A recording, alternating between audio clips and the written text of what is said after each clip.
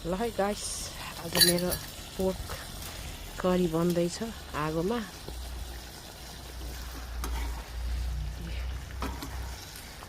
मजाले गमसँग खाइन्छ भात पोर्क करीसँग।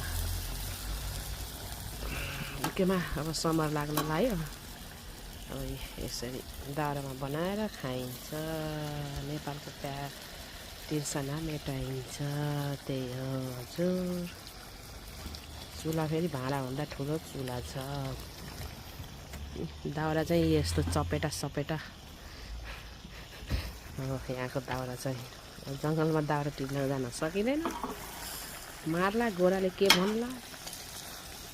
यसरी मजाले पर भुटेर त्यसपछि मजाले यसलाई तेल र मसला छुट्टिने गरी भुटेर